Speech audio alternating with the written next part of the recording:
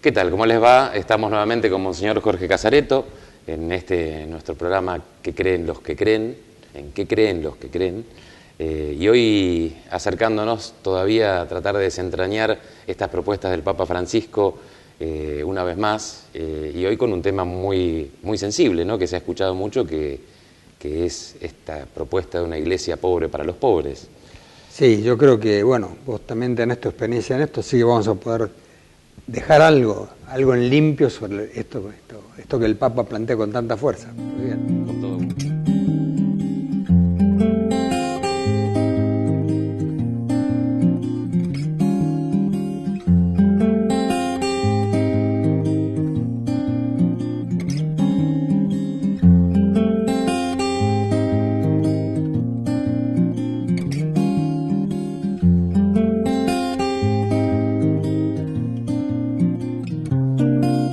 El Papa planteó este gran deseo, una iglesia pobre para los pobres. Primero está el sujeto iglesia, ¿no? La iglesia, además, se está refiriendo a esta iglesia visible, porque la iglesia no es solamente esta de la tierra, está la iglesia del cielo también. La iglesia del cielo es la iglesia de los santos, que es la que le da fuerza a esta iglesia de la tierra.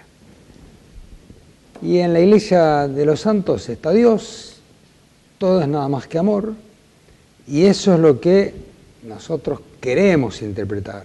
Y para eso, cuando hablamos de una iglesia pobre, está diciendo lo que tiene que primar en la iglesia no son tanto esta dimensión humana de cada uno de nosotros, sino todo ese amor de Dios que tiene que traducirse a través de nosotros. Por eso se requiere nuestra pobreza. ¿Y dirigido a quién? Dirigido a todos, porque la iglesia es para todos. Pero los que más van a aceptar son aquellos que también tienen alma de pobres, como dice Jesús en el Evangelio. Y no hay que confundir entonces esa alma de pobre nada más que con la pobreza material, pero ciertamente aquellos que están en una situación de pobreza material han sido más perjudicados en la vida y requieren una actitud de misericordia también más particular.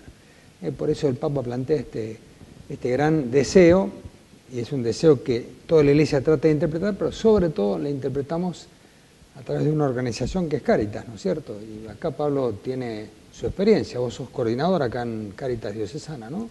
Sí, yo coordino el equipo técnico de la Cáritas Diocesana, y tengo esta experiencia por dos lados, por los años que hace que estoy compartiendo esta tarea, y también por seguir siendo voluntario en algunos espacios de las parroquias de la diócesis, ¿no? Pues, más especialmente en Martínez. ¿Qué haces ahí en Martínez como voluntario? Ahí corto pelo. Cortás el pelo, está bien. Sí, uno entra a las obras en una de esas embanderado en sus seguridades, ¿no? Entonces, cuando yo empecé hace ya 15 años atrás a participar en este espacio que recibimos hombres en situación de calle, yo tenía mis seguridades, y mis seguridades eran, por ejemplo, la comunicación, el ser publicista, el ver de qué forma podíamos cambiar y hacer conocer esa realidad. Y después un día llegó un muchacho que tenía el pelo largo, y yo tenía una máquina, y le corté el pelo, y me di cuenta que el lugar que tenía que estar era ese, ¿no? Era ofreciendo en una de esas aquello que me representaba la menor seguridad, no la mayor seguridad. Porque yo no había cortado el pelo nunca, entonces dentro de mi escala de seguridades la menos segura era cortar el pelo. Y bueno, y a partir de ahí en este grupo recibimos sábado a sábado un número muy importante de hombres en situación de calle, y a mí me quedó la peluquería, que es el lugar donde descubrí la gracia de haber puesto en juego tan poca cosa, que era lo menos seguro de mis acciones, y recibir la contrapartida de una oportunidad de encuentro con los muchachos que solo se logra en la peluquería.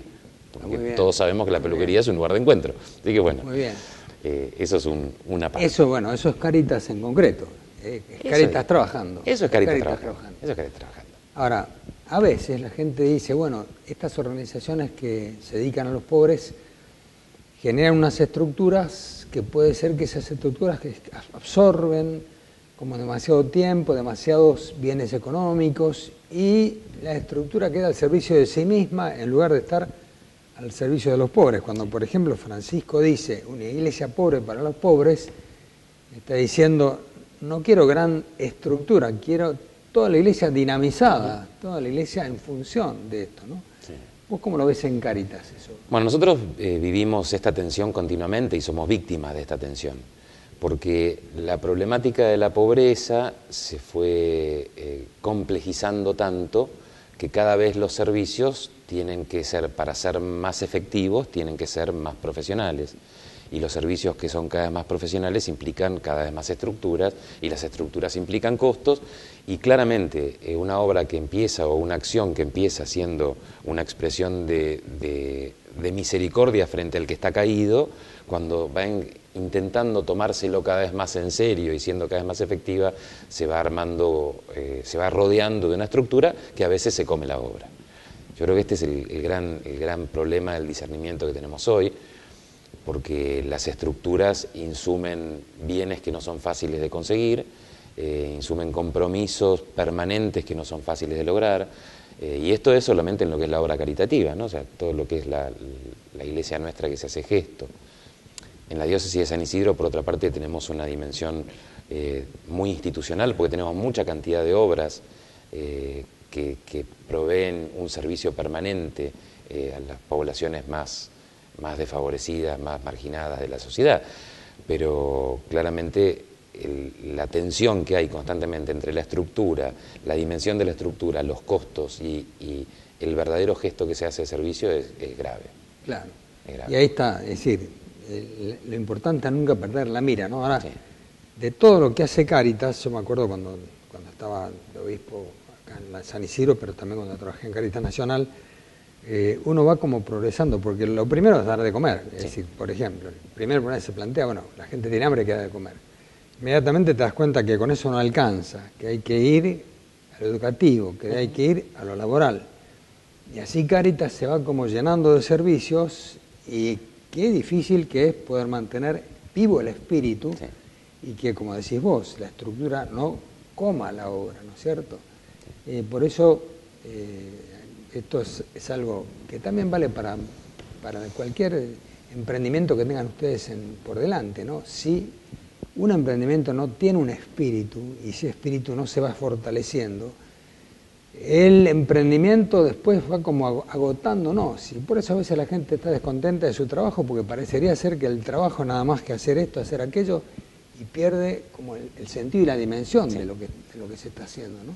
Sí. Esto es lo que me parece que el Papa está como, la preocupación del Papa y la preocupación nuestra, por supuesto, cuando dice una iglesia pobre para los pobres, que no se pierda ese espíritu que es el de Jesucristo, que anime a la iglesia y que anime todas las obras de la iglesia, ¿no? Sí, vayamos menos cargados, nos estaría diciendo, vayamos con menos equipaje, vayamos más sueltos, vayamos más disponibles, despojémonos de cosas que nos están impidiendo llegar al fondo y al núcleo de nuestra misión. El problema es en esto, qué es lo necesario, qué es lo innecesario, qué es lo superfluo, qué es lo suntuario. Entonces, ¿Y qué es lo posible también? ¿Y qué es lo posible? Tal cual, claro. Tal cual. Porque eso lo charlamos mucho cuando, en general, cuando entran fundamentalmente voluntarios a algún espacio de la parroquia o de Cáritas, uno escucha todos estos aspiracionales juntos, porque el que llega y ve un hombre en situación de calle, ya quiere conseguirle trabajo, quiere cambiarle la ropa, quiere revincularlo con su familia, quiere que deje de tomar, quiere todo. Pero el mandato nuestro no necesariamente es hacer todo, porque a veces ese todo implica dejar de hacer todo, porque trae una gran frustración, trae un gran vacío, y también hasta un punto es una invasión a la libertad o a la intimidad de ese otro, ¿no? Entonces, el poder discernir qué es lo que podemos, qué es lo que debemos y de qué modo debemos hacerlo, es un trabajo complejo. Más que nada si estás presionado encima por estructuras que ya tenés, porque ¿cómo haces para desandar el camino andado? Entonces, bueno, hoy día estamos nosotros a nivel de la diócesis con esta complejidad que es propia de estructuras grandes que no son lujosas, sino que son abultadas porque respondieron y responden a una necesidad muy grande que se ha ido cubriendo, como bien usted decía, casi que en todos los aspectos de la vida del niño y del adolescente y del joven, pero luchando para el sostenimiento, ¿no? Y además hay toda una dimensión también que hay que plantearla, ¿no? El Estado tiene una responsabilidad muy grande en esto. Cáritas trabaja mucho. El Estado a veces, por lo general, ¿no es cierto?, los estados se sienten como dueños de los fondos y dicen te doy, no te doy, y uno cuando se larga una obra, y muchas veces el Estado quiere apoyar esa obra, la apoya por un tiempo, después deja de apoyarla y se genera toda una problemática muy seria, ¿no es cierto? Esta relación Iglesia-Estado también es una relación importante y hay que seguir trabajando porque el Estado tiene una responsabilidad ineludible frente a la pobreza, ¿no? Sí. Y Cáritas nosotros la tenemos por el mandato evangélico que tenemos en nuestro corazón, pero no podemos plantear una superestructura económica como si fuéramos el Ministerio de Bienestar Social, de Desarrollo Social, perdón, sí. Porque no es lo nuestro, ¿no? Sí, colaborar. En general, Cáritas siempre se ha movido con dos criterios. Por un lado, mantener la autonomía. Cáritas tiene que seguir siendo Cáritas porque es la Iglesia. A la vez, colaboración en todo aquello que se pueda brindar para bien del pueblo y para bien de los pobres, ¿no es cierto? Sí, y es un equilibrio complejo que pasa por momentos de mayor complejidad. Hay un discernimiento que también tenemos que hacer nosotros en ver en qué momento el Estado ya empieza a asumir determinadas responsabilidades, que nos ha pasado en la historia de la Iglesia con los hospitales, con los colegios, o sea, en nuestra historia hay momentos en los cuales la Iglesia hizo punta y fue el norte y después empezó a transformar sus servicios para atender otras necesidades y que el Estado fuera asumiendo ya como propias aquellas necesidades que estábamos cubriendo, ¿no? Es un tema largo para conversar, pero muy interesante para revisarlo punto por punto. Me gustaría cerrar este primer bloque diciendo esto, ¿no? El Papa plantea una iglesia pobre para los pobres. Ahora, por otra parte decimos, la iglesia somos todos los bautizados. Y a veces yo tengo la sensación de que la feligresía delega mucho en la parroquia o en Cáritas, pero no asume toda esta responsabilidad. La pobreza en la Argentina es el mayor desafío que tenemos los argentinos y para los próximos años. Y uno no ve que una sociedad está tan preocupada por esto, que esté tan involucrada en este tema. Quizás esto lo charlamos en el próximo.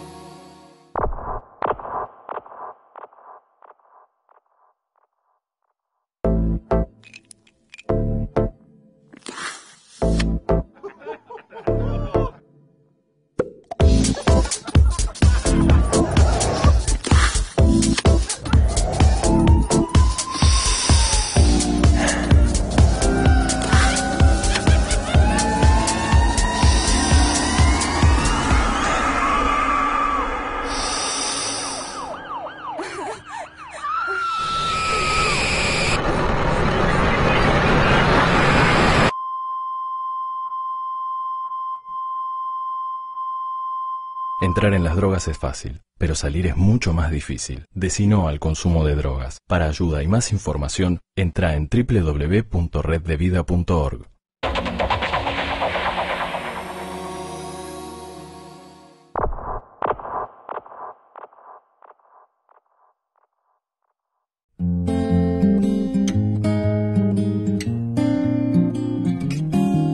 Bueno, nos decía recién, Monseñor, nos dejaba esta pregunta picando, ¿no? La responsabilidad de la sociedad, cómo vivimos nosotros, nuestra relación con la pobreza, y hasta qué punto sentimos que somos parte o no somos parte de esto, ¿no?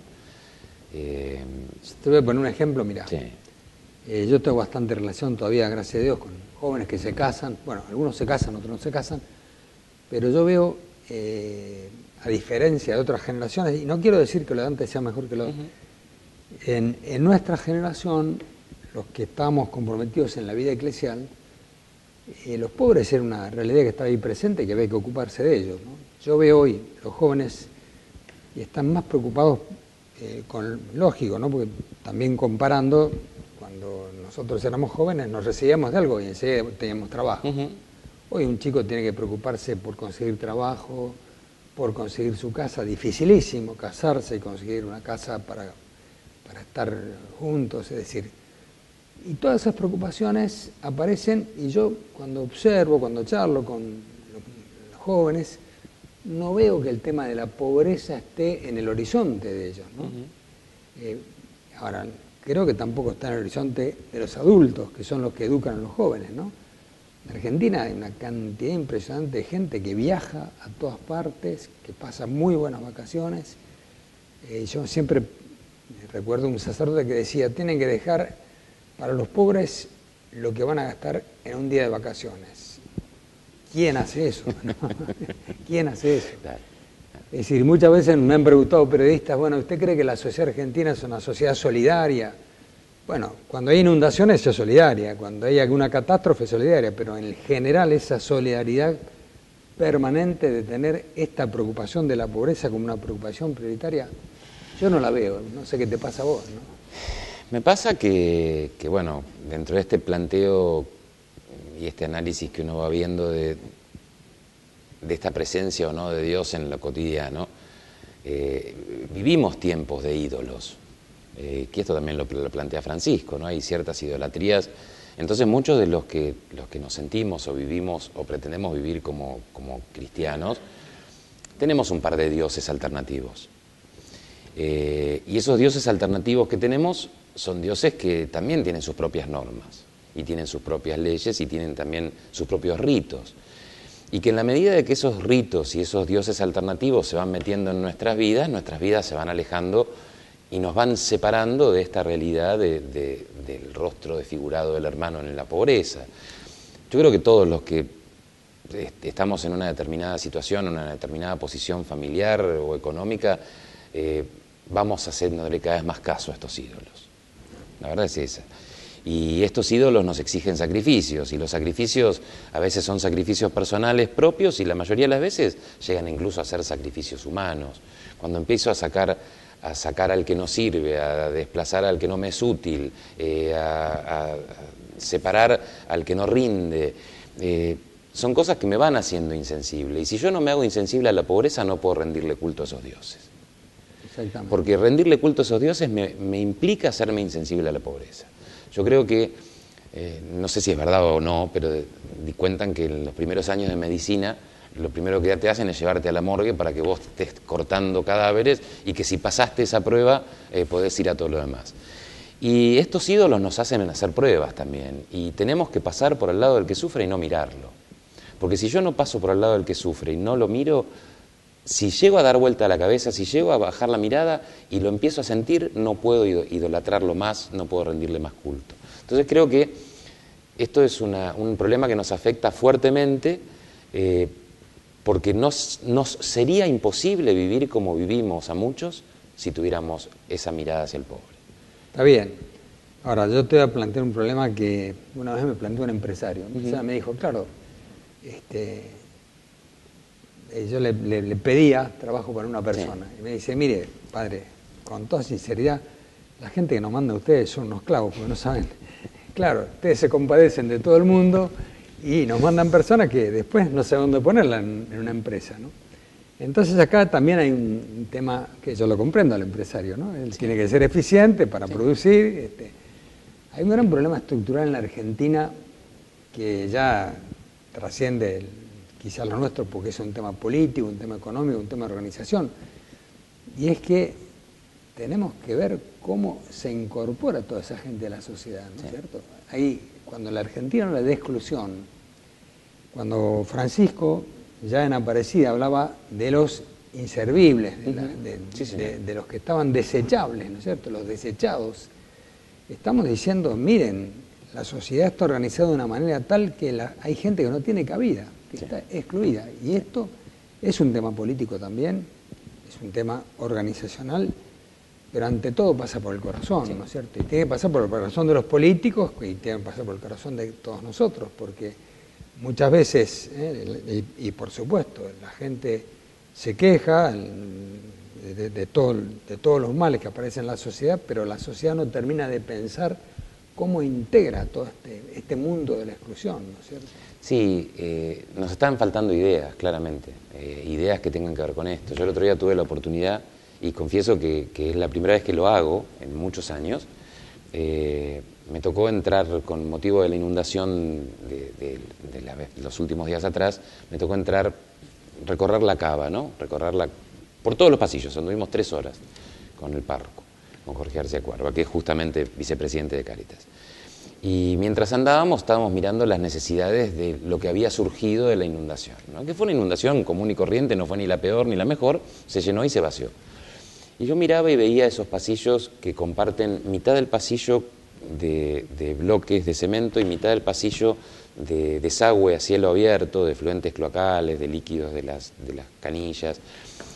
Y uno va caminando y recorre y huele y ve lo que significa eso de décadas y décadas de lo mismo, y decís, ¿cómo no se nos ocurre una idea? ¿Cómo no somos capaces de tener una idea transformadora? ¿Cómo no somos capaces como sociedad de generar una idea que verdaderamente cambie estas situaciones? Y esto que vi el otro día, así, en ese pasaje de 3 horas recorriendo, que yo lo vi como con sorpresa y que sin embargo es como viven miles y miles de personas en toda la Argentina, porque no es ninguna novedad. El sapo troposo soy yo, que no la veo. Esto que se ve ahí en un signo nos pasa en un montón de situaciones a donde no se nos cae una nueva idea para generar una transformación. Tenemos muchas de las mismas, insistimos sobre las mismas cosas, pero no tenemos la capacidad de pensar creativamente en cosas que sean transformadoras. Está bien, y esto tiene mucho que ver también con la política, pero ya sería un tema que nos vamos metiendo, que mejor lo dejamos para otra vez. Decime una cosa, una persona, cualquiera de los que está escuchando, ¿no?, quiere trabajar en Cáritas, ¿qué tiene que hacer? ¿Cómo está organizada la Cáritas para que una persona con buena voluntad, con buenos deseos, pueda incorporarse solidariamente a una respuesta a estas situaciones? ¿Cómo no?